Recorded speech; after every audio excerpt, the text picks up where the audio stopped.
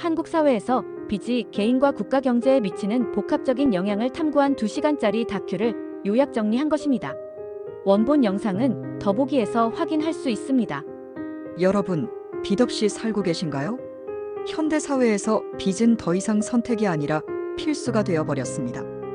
우리는 집을 사고 공부를 하고 사업을 시작하기 위해 돈을 빌립니다. 그런데 빚이 늘어나는 이유는 무엇일까요? 그리고 이 빚의 끝은 어디일까요? 지금부터 그 이유를 하나씩 살펴보겠습니다. 한국의 총 부채는 2024년 6천조 원을 넘어섰으며 가구당 평균 부채는 약 9,128만 원에 달했습니다. 이는 2008년의 가구당 평균 부채 약 4,264만 원과 비교하면 16년 동안 약 2.14배 증가한 수치입니다. 우리는 왜 이렇게 많은 빚을 지게 되었을까요? 예를 들어 안나 씨는 대학을 졸업하며 학자금 대출 4천만 원을 빌렸고 이를 13년 동안 갚아야 했습니다. 하지만 빚을 다 갚은 후 남는 것은 허무함 뿐이었습니다. 택시 운전기사 김강수 씨도 집을 장만하면서 빚을 지게 되었고 20년째 대출금을 갚고 있습니다. 그는 빚이 없었다면 내 집을 가질 수 없었을 것이라고 말합니다. 그렇다면 우리는 왜 이렇게 빚을 내야만 할까요? 사람들은 미래의 소득을 미리 당겨 쓰기 위해 빚을 냅니다. 소득이 생기는 시점과 소비가 필요한 시점이 다르기 때문이죠. 은행 역시 이 원리를 이용해 돈을 더 많이 만들어냅니다. 은행은 예금으로 들어온 돈의 일부만 남겨두고 나머지를 대출해줍니다. 이를 부분 지급 준비율이라고 합니다. 예를 들어 은행에 100억 원이 들어오면 10%인 10억 원만 남기고 나머지 90억 원을 대출해 줄 수 있습니다. 이렇게 만들어진 돈을 신용통화라고 하며 이 과정이 반복되면서 시중에 돈이 계속 불어납니다. 3. 중앙은행은 시중의 통화량을 조절합니다. 이를 위해 금리 정책을 활용하여 대출 비용을 조정하고 공개시장 조작을 통해 채권을 매입하거나 매도하여 통화량을 조절합니다. 또한 지급 준비율을 조정함으로써 시중은행이 대출할 수 있는 금액을 관리합니다. 하지만 한 가지 의문이 생깁니다. 중앙은행은 왜 계속 돈을 찍어낼까요? 그 이유는 바로 이자 때문입니다. 섬에 A, B, C 세 사람이 있고 중앙은행이 10,000원을 연 5% 이자로 빌려주었다고 가정해 봅시다. 이자를 포함하면 B는 15,500원을 갚아야 하지만 섬에는 처음부터 10,000원밖에 없었습니다. 결국 중앙은행은 500원을 더 발행할 수밖에 없게 됩니다. 이처럼 금융 시스템에서는 끊임없이 새로운 돈이 필요합니다. 그러나 그 대가는 인플레이션과 부채 증가입니다. 빚은 경제 성장의 원동력이기도 합니다.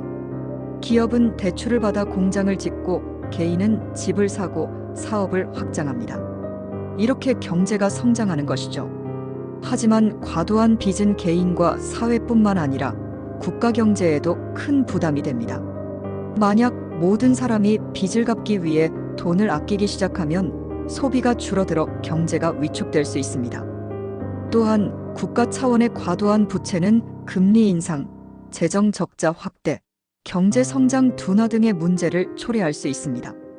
결국 디플레이션이 발생할 가능성이 높아집니다. 조선시대 개성상인들은 시변제도를 활용해 빚을 효과적으로 관리했습니다. 돈이 남는 사람과 부족한 사람을 연결하여 자금을 융통하고 이를 통해 인삼사업에서 큰 이익을 얻었습니다.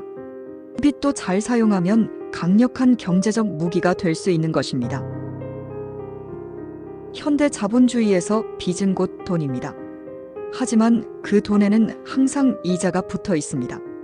결국 우리는 이자 없는 돈이 없는 세계에서 살고 있으며 언제 의자가 뺏길지 모르는 빚의 노예가 될 가능성이 큽니다.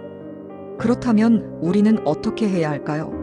중요한 것은 돈이 어떻게 움직이는지를 이해하고 금융 시스템에 휘둘리지 않는 것입니다. 세계 경제를 이해하려면 미국뿐만 아니라 중국, EU 등의 영향도 함께 고려해야 합니다.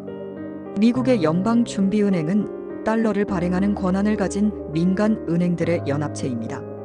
이들이 결정하는 금리 정책 하나가 세계 경제 전체에 큰 영향을 미칩니다. 1925년 경제학자 니콜라이 콘드라티예프는 자본주의 경제가 장기적으로 상승과 하락을 반복한다는 이론을 발표했습니다. 실제로 2008년 미국 금융위기는 서브프라임 모기지 사태, 즉 빚을 감당할 수 없는 사람들에게 돈을 빌려준 결과였습니다. 빚으로 성장한 경제는 결국 한계를 맞이합니다. 인플레이션과 디플레이션의 반복 속에서 우리는 과연 어떤 선택을 해야 할까요? 당신은 빚에 대해 얼마나 알고 계십니까? 오늘 이야기한 내용을 바탕으로 여러분은 어떤 선택을 하시겠습니까? 빚을 현명하게 관리하기 위해서는 예산을 철저히 계획하고 대출을 신중하게 활용하며 상환 계획을 세우는 것이 중요합니다. 또한 금융 지식을 꾸준히 습득하고 소비 습관을 점검하는 것도 필수적입니다. 빚을 무조건 피할 수는 없지만 현명하게 사용하고 관리하는 것은 우리의 몫입니다. 경제의 흐름을 이해하고 금융 지식으로 무장하는 것. 그것이야말로 우리가 빚의 함정에서 벗어날 수 있는 유일한 길입니다. 2시간 분량의 다큐를 핵심만 쉽게 알려드렸습니다. 인생업 TV입니다.